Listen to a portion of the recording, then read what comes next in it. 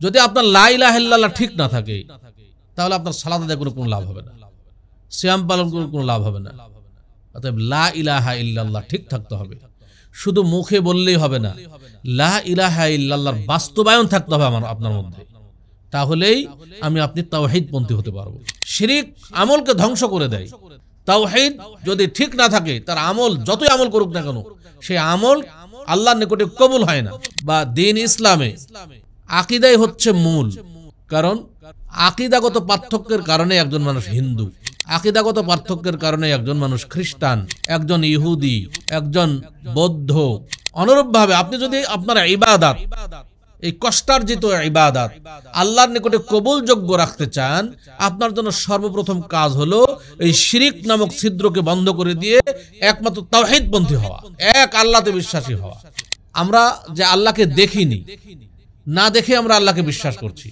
এই যে না দেখে যে অগাধ বিশ্বাস এবং সামান্যতম সন্দেহের অবকাশ নাই, এটাকেই মূলত আকীদা বলা হয়, যার অর্থ নিশ্চিত বিশ্বাস। সম্মানিত দর্শক, আত্মাহারিক টিভি, ওহির আলোয় উদ্ভাসিত জীবনের জন্য। আসসালামু আলাইকুম ওয়া রাহমাতুল্লাহি ওয়া বারাকাতুহু। আলহামদুলিল্লাহ ওয়াসসালাতু ওয়াসসালামু আলা রাসূলিল্লাহ ওয়া বা'দ। সম্মানিত দর্শক শ্রোতা মণ্ডলী, আজকে আমরা আত্মাহারিক টিভিতে নতুন একটি দার্স চালু করতে যাচ্ছি, ইসলামী আকীদা সিরিজ। আজকের এই প্রথম পর্বে আকীদার পরিচিতি এবং আকীদা এর গুরুত্ব কি এ বিষয়ে আপনাদের সামনে সংক্ষিপ্ত কিছু আলোচনা করেই শেষ করব। ওয়া তাওফীকি ইল্লা বিল্লাহ। আকদুন শব্দের অর্থ হলো গিরা দেওয়া বা বন্ধন। আমরা যখন কোনো কিছুকে গেরা দেই বা বেঁধে দেই, তখন সেটাকে বলা হয় আকদ। যখন একজন নারী একজন পুরুষ বৈবাহিক বন্ধনে আবদ্ধ হয়, তখন সেটাকে বলা হয় আকদুন নিকাহ, মানে বৈবাহিক বন্ধন। সেই আকদুন থেকেই এসেছে আকীদা, যার অর্থ হলো নিশ্চিত বিশ্বাস। আল্লাহর সাথে আমাদের বিশ্বাসের বন্ধন, এবং এমন বন্ধন যেই বন্ধনের মধ্যে, যেই বিশ্বাসের মধ্যে আমাদের কোনো সন্দেহের অবকাশ নাই। আমরা যে আল্লাহকে দেখিনি, না দেখে আমরা আল্লাহকে বিশ্বাস করছি। এই যে না দেখে যে অগাধ বিশ্বাস এবং সামান্যতম সন্দেহের অবকাশ নাই, এটাকেই মূলত আকীদা বলা হয়, যার অর্থ নিশ্চিত বিশ্বাস। সম্মানিত দর্শক শ্রোতা মণ্ডলী, ইসলামী বা দ্বীন ইসলামে আকীদাই হচ্ছে মূল। কারণ আকীদাগত পার্থক্যের কারণে একজন মানুষ হিন্দু, আকীদাগত পার্থক্যের কারণে একজন মানুষ খ্রিস্টান, একজন ইহুদি, একজন বৌদ্ধ, একজন মুসলিম। মুসলিমের মধ্যে আবার দেখেন বহু ফিরকা, যেখানে রাসূলুল্লাহ সাল্লাল্লাহু আলাইহি ওয়াসাল্লাম বলছেন যে আমার উম্মত ৭৩ দলে বিভক্ত হবে, প্রত্যেক দলই জাহান্নামে যাবে, শুধু একটা দল ব্যতীত। এই যে ৭৩ দলে বিভক্ত হবে, এই বিভক্তির মূলে থাকবে আকীদাগত পার্থক্য। অর্থাৎ এক দলের সাথে আরেক দলের আকীদার কোনো মিল থাকবে না। এজন্য আকীদা বা আমাদের বিশ্বাসের যে বিশুদ্ধতা, এটা খুবই জরুরি। আমরা সবসময় আমাদের বিশ্বাসকে মজবুত করব। শুধু মুসলিম দাবি করলেই হবে না। মুসলিম দাবি করলাম আর জান্নাতে চলে যাব, বিষয়টি এত সহজ নয়।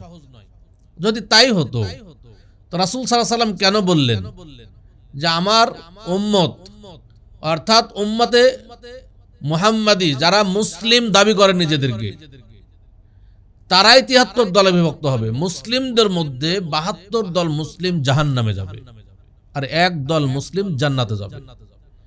তাহলে মুসলিম হয়েও জাহান্নামে যাবে, তাও শুধুমাত্র মানে একটি দল নয়, বরং ৭৩ দলের মধ্যে ৭২টি দলই জাহান্নামে যাবে, শুধু এক দল ব্যতীত। সেই এক দলের বৈশিষ্ট্য কি? সেই এক দলের আকীদাটা কি হবে? রাসূলুল্লাহ সাল্লাল্লাহু আলাইহি ওয়াসাল্লাম বললেন, মা আনা আলাইহি ওয়া আসহাবি, আমি এবং আমার সাহাবায়ে কেরাম যেই আকীদা পোষণ করি, যে বিশ্বাসের উপর প্রতিষ্ঠিত আছি, এই আকীদা বা বিশ্বাসের উপরে যে প্রতিষ্ঠিত থাকবে কেবল তারাই জান্নাতি দলের অন্তর্ভুক্ত হবে। তাহলে আমাদের আকীদা মুসলিম, আমরা নিজেদেরকে মুসলিম দাবি করলাম, আর বিশ্বাস হলো আমার অন্যরকম।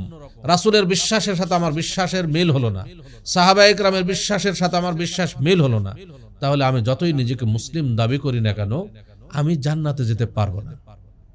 আজকে দেখেন তার বাস্তব, মুসলিমদের মধ্যে অনেক দল, অনেক মত। যেমন মুসলিমদের মধ্যে একদল মুসলিম আশআরী, আশআরীদের যে আকীদা, আরেক দল মুসলিম বলছে যে সে মাতুরিদি। তাহলে আশআরী আকীদা, মাতুরিদি আকীদা, এই আকীদায় পার্থক্য রয়েছে, বিশ্বাসের মধ্যে পার্থক্য রয়েছে। একজন বলছে আমি মুতাজিলা, মুতাজিলাদের আকীদা, আশআরিয়াদের আকীদা, মাতুরিদিয়াদের আকীদা, এদের মধ্যে আকীদার বিভ্রান্তি রয়েছে বা আকীদাগত পার্থক্য রয়েছে। আমাদের দেশে বা সারা বিশ্বেই এক ধরনের মানুষ যারা নিজেদেরকে মুসলিম দাবি করছে এবং তারা বলছে যে তারা হলো শিয়া। শিয়াদের যে জঘন্য আকীদা, সেই আকীদার সাথে রাসূলুল্লাহ সাল্লাল্লাহু আলাইহি ওয়াসাল্লামের আকীদার মিল নেই, সাহাবায়ে কেরামের আকীদার মিল নেই। আমাদের মধ্যে এক শ্রেণীর মানুষ যারা নিজেদেরকে মুসলিম দাবি করে অথচ তারা কাদিয়ানী, এই কাদিয়ানীদের আকীদা রাসূল সাল্লাল্লাহু আলাইহি ওয়াসাল্লামের আকীদার সাথে মিল নেই, সাহাবায়ে কেরামের আকীদার সাথে মিল নেই, আহলুস সুন্নাহ ওয়াল জামাআতের আকীদার সাথে মিল নেই। তাহলে নিজেকে মুসলিম দাবি করলেই জান্নাতে যাওয়া সম্ভব নয়। নিজেকে মুসলিম দাবি করলেই তার যে আকীদা বিশুদ্ধ, বিষয়টি এমনও নয়। অতএব শুধু মুসলিম দাবি করলেই হবে না, মুসলিম হিসেবে আমার আকীদা রাসূলুল্লাহ সাল্লাল্লাহু আলাইহি ওয়াসাল্লামের আকীদার সাথে মিল হতে হবে। মুসলিম হিসেবে আমার আকীদা সাহাবায়ে কেরামের আকীদার সাথে মিলতে হবে, না হলে মুসলিম দাবি করে কোনো লাভ হবে না। সম্মানিত দর্শক শ্রোতা মণ্ডলী, এজন্য আকীদার গুরুত্ব অপরিসীম।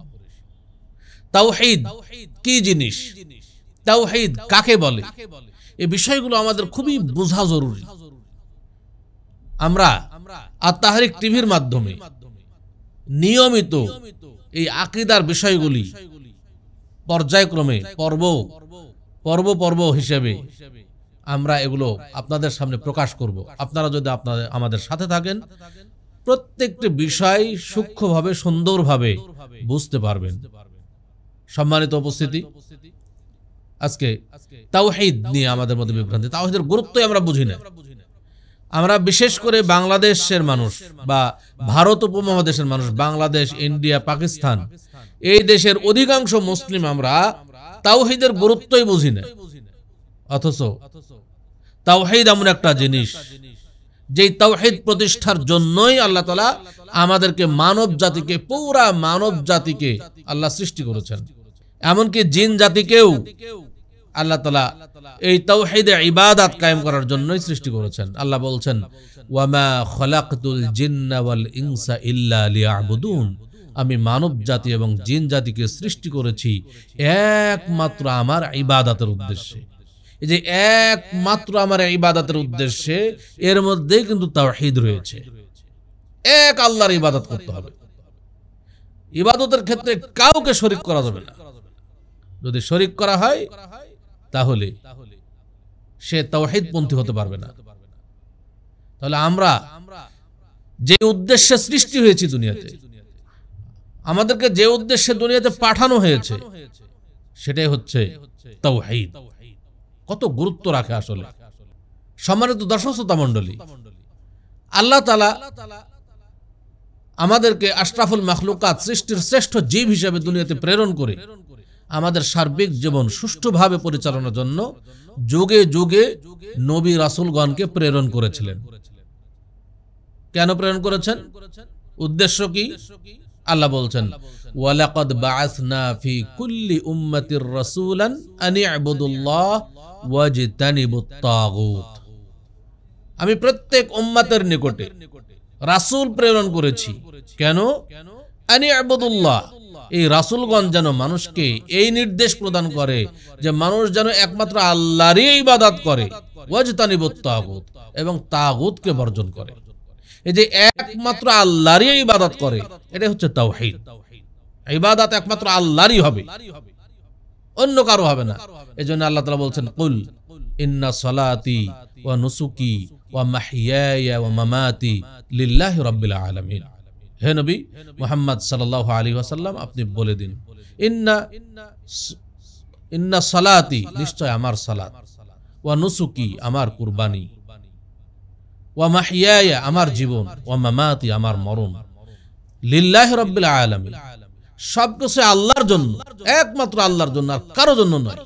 দেখেন তাওহীদ, এখানে তাওহীদ নিহিত রয়েছে। তাহলে আমাদের মাঝে যে নবী রাসূল প্রেরিত হয়েছেন যুগে যুগে, সবাই আমাদেরকে তাওহীদপন্থী বানানোর জন্যই প্রেরিত হয়েছিলেন। এজন্য তাওহীদের গুরুত্ব অপরিসীম। সর্বপ্রথম তাওহীদের গুরুত্ব দিতে হবে, কারণ আপনার আমার যদি তাওহীদ ঠিক না থাকে তাহলে সালাত আদায় করে কোনো লাভ হবে না। তাওহীদ, কালিমাতুত তাওহীদ বা মানে জান্নাতের চাবি হলো কি? আচ্ছা কাটিং, হ্যাঁ আমি যেখানে বলবো কাটিং দেখো, শুনে ভালো করে। আমাদের সমাজে একটি মাসালা ছড়িয়ে আছে, ফতোয়া ছড়িয়ে আছে যে আস-সালাতু মিফতাহুল জান্নাহ। এই হাদিস দাঈফ হাদিস, সহিহ নয়, বরং লা ইলাহা ইল্লাল্লাহ জান্নাতের চাবি, এটা হলো সহিহ হাদিস। যদি আপনার লা ইলাহা ইল্লাল্লাহ ঠিক না থাকে তাহলে আপনার সালাত আদায় করে কোনো লাভ হবে না, সিয়াম পালন করে কোনো লাভ হবে না। অতএব লা ইলাহা ইল্লাল্লাহ ঠিক থাকতে হবে। শুধু মুখে বললেই হবে না, লা ইলাহা ইল্লাল্লাহর বাস্তবায়ন থাকতে হবে আপনার মধ্যে, তাহলেই আমি আপনি তাওহীদপন্থী হতে পারবো। সম্মানিত দর্শক শ্রোতা মণ্ডলী, আমরা জানি আল্লাহ তাআলা পবিত্র কোরআন মাজিদে আয়াত নাযিল করেছেন বহুবার যে আকিমুদ্দিন, তোমরা দ্বীন প্রতিষ্ঠা করো। এই দ্বীন প্রতিষ্ঠা মানেই কিন্তু তাওহীদ প্রতিষ্ঠা। আকিমুদ্দিন ইয়ানি আকিমুত তাওহীদ, অর্থাৎ দ্বীন কায়েম অর্থ কি? তাওহীদ কায়েম। যারা আমরা বলি যে আকিমুদ্দিন মানে আকিমুল হুকুমা, যে দ্বীন কায়েম বলতে হুকুমাত প্রতিষ্ঠা করা, রাষ্ট্র কায়েম করা, এটা ভুল ব্যাখ্যা। কোন তাফসীরকারক এটা করেন নাই। রাসূলুল্লাহ সাল্লাল্লাহু আলাইহি ওয়াসাল্লাম বলেছেন, আল আম্বিয়া কুল্লুহুম ইখওয়াতুল লিআল্লাহ, প্রত্যেক নবীগণ একে অপরের বৈমাত্রেয় ভাই। উম্মাহাতুহুম শাত্তা, তাদের মা আলাদা আলাদা। ওয়া দীনহুম ওয়াহিদ, কিন্তু তাদের দ্বীন এক। মানে কি? রাষ্ট্র এক? কখনোই নয়। দীনহুম ওয়াহিদ মানে তাদের তাওহীদ এক। প্রত্যেক নবী রাসূল যারা দুনিয়াতে এসেছিলেন সবাই তাওহীদের দিকে মানুষকে দাওয়াত দিয়েছেন, সবাই তাওহীদপন্থী ছিলেন। কোন নবী রাসূল কখনোই শিরিক করেন নাই, শিরকের দিকে মানুষকে আহ্বান করেন, বরং তারা সকলে তাওহীদপন্থী ছিলেন, এক আল্লাহতে বিশ্বাসী ছিলেন এবং এক আল্লাহর দিকেই মানুষকে আহ্বান করেছিলেন। তাহলে আকিমুদ্দিন মানে আকিমুত তাওহীদ, আকিমুল হুকুমা নয়। সম্মানিত দর্শক শ্রোতা মণ্ডলী, আমরা সকলে একটি হাদিস শুনি যে আল্লাহর উপরে বান্দার হক কি আর বান্দার উপরে আল্লাহর হক কি। রাসূলুল্লাহ সাল্লাল্লাহু আলাইহি ওয়াসাল্লাম একদা মুআয ইবনে জাবাল রাদিয়াল্লাহু তাআলা আনহুকে বললেন, হে মুআয, তুমি কি জানো আল্লাহর উপরে বান্দার হক কি এবং বান্দার উপরে আল্লাহর হক কি? মুআয ইবনে জাবাল রাদিয়াল্লাহু তাআলা আনহু বললেন, আল্লাহু ওয়া রাসূলুহু আলাম, আল্লাহ এবং তার রাসূলই ভালো জানেন। রাসূলুল্লাহ সাল্লাল্লাহু আলাইহি ওয়াসাল্লাম বললেন, বান্দার উপরে আল্লাহর হক হলো আইয়াবুদুহু ওয়া লা ইউশরিকু বিহি শাইআ, যে বান্দা একমাত্র তারই ইবাদত করবে এবং তার সাথে কোনো কিছুকে শরীক করবে না, তার তাওহীদ কায়েম করবে। এটাই হচ্ছে আল্লাহর হক বান্দার উপরে। আর বান্দার হক আল্লাহর উপরে কি?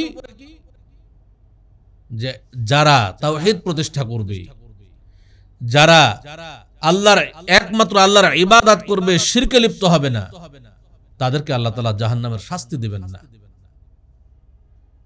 জাহান্নামের শাস্তি থেকে বাঁচিয়ে দেবেন। এটাই হচ্ছে আল্লাহর উপরে বান্দার হক। তাই আমরা অবশ্যই আল্লাহর হক আদায় করার চেষ্টা করব। আল্লাহ যে হক আমাদের উপর রাখেন, তাওহীদ প্রতিষ্ঠা, সেই তাওহীদ প্রতিষ্ঠা আমাদের করতেই হবে যে কোনো মূল্যে। তাহলে আমাদের জন্য মহা পুরস্কার জান্নাত প্রস্তুত রয়েছে, যা আমাদের জন্য অপেক্ষা করছে, যেটা আমাদেরকে দান করা হবে। সম্মানিত দর্শক শ্রোতা মণ্ডলী, একদা আবু বকর রাদিয়াল্লাহু তাআলা আনহু রাসূলুল্লাহ সাল্লাল্লাহু আলাইহি ওয়াসাল্লামকে জিজ্ঞেস করলেন যে জাহান্নামের কঠিন শাস্তি থেকে বাঁচার পথ কি, জাহান্নামের কঠিন শাস্তি থেকে কিভাবে বাঁচতে পারি। রাসূলুল্লাহ সাল্লাল্লাহু আলাইহি ওয়াসাল্লাম বললেন, জাহান্নামের কঠিন শাস্তি থেকে বাঁচার একটাই পথ, যেই কালিমা আমি আমার চাচার উপর প্রয়োগ করেছিলাম, আমার চাচা যেই কালিমাকে প্রত্যাখ্যান করেছিল, সেই কালিমাকে গ্রহণ করা। রাসূলুল্লাহ সাল্লাল্লাহু আলাইহি ওয়াসাল্লাম তার চাচার উপরে কি কালিমা প্রয়োগ করেছিলেন? লা ইলাহা ইল্লাল্লাহ। রাসূলুল্লাহ সাল্লাল্লাহু আলাইহি ওয়াসাল্লাম বারবার তার চাচা আবু তালেবকে বলছিলেন যে চাচা, আপনি একবার বলুন লা ইলাহা ইল্লাল্লাহ, আমি আপনার জন্য শাফাআত করব। কিন্তু তার চাচা সেটা কবুল করেনি। এই জন্য তার দুর্ভাগ্য, রাসূল সাল্লাল্লাহু আলাইহি ওয়াসাল্লাম তার মৃত্যুর সময়েও চেষ্টা করেছিলেন কিন্তু বলেনি। রাসূল সাল্লাল্লাহু আলাইহি ওয়াসাল্লাম বলছেন, এই কালেমা যে গ্রহণ করবে এটাই হচ্ছে জাহান্নামের কঠিন আযাব থেকে বাঁচার একমাত্র পথ। সম্মানিত দর্শক শ্রোতা মণ্ডলী, তাওহীদ এমন একটা বিষয় যা ইবাদত কবুলের সবচেয়ে বড় মাধ্যম।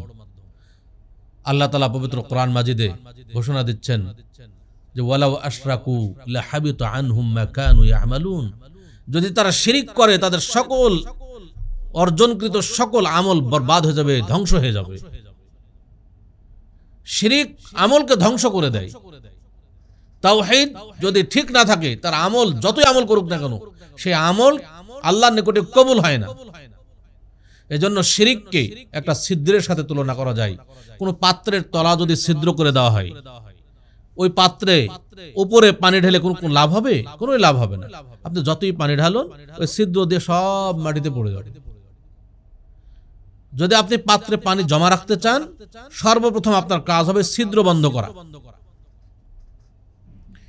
অনুরূপভাবে আপনি যদি আপনার ইবাদত, এই কষ্টার্জিত ইবাদত আল্লাহর নিকটে কবুলযোগ্য রাখতে চান, আপনার জন্য সর্বপ্রথম কাজ হলো এই শিরিক নামক ছিদ্রকে বন্ধ করে দিয়ে একমাত্র তাওহীদপন্থী হওয়া, এক আল্লাহতে বিশ্বাসী হওয়া, তাওহীদে ইবাদত কায়েম করা।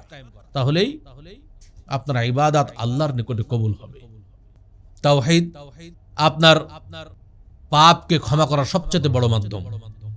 কারণ আল্লাহ তাআলা বলছেন, ইন্নাল্লাহা লা ইয়াগফিরু আন ইউশরাকা বিহি, নিশ্চয় আল্লাহ তাআলা ওই ব্যক্তিকে ক্ষমা করবেন না যে ব্যক্তি আল্লাহর সাথে শিরকে লিপ্ত হয়। ওয়া ইয়াগফিরু মা দুনা যালিকা লিমান ইয়াশা, শিরক ব্যতীত আল্লাহ তাআলা অন্যান্য পাপ যাকে ইচ্ছা ক্ষমা করে দিতে পারেন। রাসূলুল্লাহ সাল্লাল্লাহু আলাইহি ওয়াসাল্লাম বলছেন, আল্লাহ তাআলা বলেন হাদিসে কুদসি, ইয়া ইবনা আদম, হে আদম সন্তান, লাউ আতাইতানি বিকুরাবিল আরদি খতায়া, তুমি যদি লাউ আতাইতানি বিকুরাবিল আরদি খতায়া, তুমি যদি এই আসমান এবং জমিনের মাঝখানে যে ফাঁকা জায়গা রয়েছে, এই ফাঁকা জায়গা পরিমাণ পাপ নিয়ে আমার নিকটে উপস্থিত হও, সুম্মা লাকিতানি লা তুশরিক বি শাইআ, আর আমার সাথে কোনো ব্যক্তি বা বস্তুকে শরীক না করে থাকো, লা আতাইতুকা বিকুরাবিহা মাগফিরাতান, তাহলে তুমি যে পরিমাণ পাপ করেছো আমি সেই পরিমাণ ক্ষমা নিয়ে আমি তোমার নিকটে উপস্থিত হব। আল্লাহু আকবার। দেখুন, তাহলে যত পাপ মানুষ করুক শিরিক ব্যতীত আল্লাহ ক্ষমা করবেন, কিন্তু শিরকের পাপ ক্ষমা করবেন না। অতএব শিরিক ছেড়ে দিয়ে তাওহীদপন্থী হতে হবে। তাহলে আমাদের যত পাপ আছে সে পাপগুলো আল্লাহ ক্ষমা করবেন, এবং আসমান জমিনের ফাঁকা জায়গা পরিমাণ পাপ হলেও আল্লাহ ক্ষমা করবেন বলে ঘোষণা দিয়েছেন। সম্মানিত উপস্থিতি, আমরা কে না চাই যে কিয়ামতের দিন আল্লাহ রাসূল সাল্লাল্লাহু আলাইহি ওয়াসাল্লাম আমাদের জন্য শাফাআত করুক? আমরা কিন্তু সবাই চাই। যারা আজকে বিভিন্ন মাজারে বড় বড় শিরকে লিপ্ত হচ্ছে, যারা নিজেদেরকে আশিকে রাসূল পরিচয় দিচ্ছে, তারা কিন্তু বেশি দাবি করে যে রাসূলের শাফাআত তারাই পাবে। রাসূল সাল্লাল্লাহু আলাইহি ওয়াসাল্লামের শাফাআত কি দাবি করার এটা ব্যাপার, দাবি করে আদায়ের ব্যাপার তা নয়। কিন্তু রাসূলুল্লাহ সাল্লাল্লাহু আলাইহি ওয়াসাল্লামের শাফাআত লাভের জন্য তাওহীদপন্থী হতে হবে। তাওহীদপন্থীদের জন্যই রাসূল সাল্লাল্লাহু আলাইহি ওয়াসাল্লাম শাফাআত করবেন। কোন শিরককারী মুশরিকের জন্য রাসূলুল্লাহ সাল্লাল্লাহু আলাইহি ওয়াসাল্লাম শাফাআত করবেন না। একদা আবু হুরায়রা রাদিয়াল্লাহু তাআলা আনহু রাসূলুল্লাহ সাল্লাল্লাহু আলাইহি ওয়াসাল্লামকে জিজ্ঞেস করলেন যে, হে আল্লাহর রাসূল সাল্লাল্লাহু আলাইহি ওয়াসাল্লাম, মান আসআদুন নাস বিশাফাআতিকা ইয়াউমাল কিয়ামা, কিয়ামতের দিন আপনার শাফাআত লাভের সবচাইতে সৌভাগ্যবান ব্যক্তি কারা হবে, কে? রাসূলুল্লাহ সাল্লাল্লাহু আলাইহি ওয়াসাল্লাম বললেন, আসআদুন নাস বিশাফাআতি ইয়াউমাল কিয়ামা, কিয়ামতের দিন আমার শাফাআত লাভের সবচাইতে সৌভাগ্যবান ব্যক্তি হবে ওই ব্যক্তি, মান ক্বালা লা ইলাহা ইল্লাল্লাহ খালিসান মিন কলবিহি আও নাফসিহি, যে ব্যক্তি লা ইলাহা ইল্লাল্লাহ বলবে, এই সাক্ষ্য দিবে যে আল্লাহ ছাড়া কোনো সত্য ইলাহ নাই, খালিসান মিন কলবিহি, একবারে অন্তরস্থল থেকে একনিষ্ঠ চিত্তে লা ইলাহা ইল্লাল্লাহ বলবে, সে ব্যক্তি কিয়ামতের দিন আমার শাফাআত লাভের সবচাইতে সৌভাগ্যবান ব্যক্তি হবে। অতএব শুধু আশিক রাসূল পরিচয় দিয়ে শিরকে লিপ্ত হয়ে রাসূল সাল্লাল্লাহু আলাইহি ওয়াসাল্লামের শাফাআত লাভ করা সম্ভব নয়, বরং যাবতীয় শিরক ত্যাগ করে, এই মাজার ব্যবসা ত্যাগ করে, কবর পূজা ত্যাগ করে একমাত্র তাওহীদ পন্থী হলেই আল্লাহর রাসূল সাল্লাল্লাহু আলাইহি ওয়াসাল্লামের শাফাআত পাওয়া যাবে। তাই আসুন আমরা তাওহীদ পন্থী হওয়ার চেষ্টা করি। রাসূল সাল্লাল্লাহু আলাইহি ওয়াসাল্লামের শাফাআত কিয়ামতের দিন আমাদের জন্য বড়ই সৌভাগ্যের বিষয় হবে যদি আমরা তাওহীদ পন্থী হতে পারি। সম্মানিত দর্শক শ্রোতা মণ্ডলী, কালিমাতুত তাওহীদ লা ইলাহা ইল্লাল্লাহ বা কালিমায়ে শাহাদাত, আশহাদু আল্লা ইলাহা ইল্লাল্লাহু ওয়াহদাহু লা শারীকা লাহু ওয়া আশহাদু আন্না মুহাম্মাদান আবদুহু ওয়া রাসূলুহু, এই কালিমার যে কত পাওয়ার! আল্লাহর রাসূল সাল্লাল্লাহু আলাইহি ওয়াসাল্লাম বলছেন, কিয়ামতের দিন আল্লাহ তাআলা একজন ব্যক্তিকে সকল মানুষের থেকে আলাদা করবেন, এমন একজন ব্যক্তি যার কোনোই নেকি নাই। আল্লাহ তাআলা তার সামনে 99টা আমল নামার দফতর খাতা তার সামনে পেশ করবেন।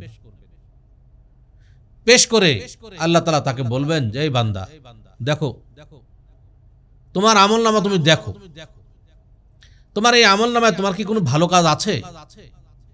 সে বলবে যে না আল্লাহ, ভালো তো নাই, কিছুই ভালো কাজ করিনি। আল্লাহ তাআলা বলবেন যে, হে বান্দা, তোমার উপর কি কেউ জুলুম করা হয়েছে? যে আমার লেখক ফেরেশতারা তুমি এমন কাজ করনি সেটা লিখে ফেলেছে, বা করেছো সেটা লেখেনি, এমন কি কোনো জুলুম করেছে? না, আল্লাহ তাআলা এমন কোনো জুলুম করেনি।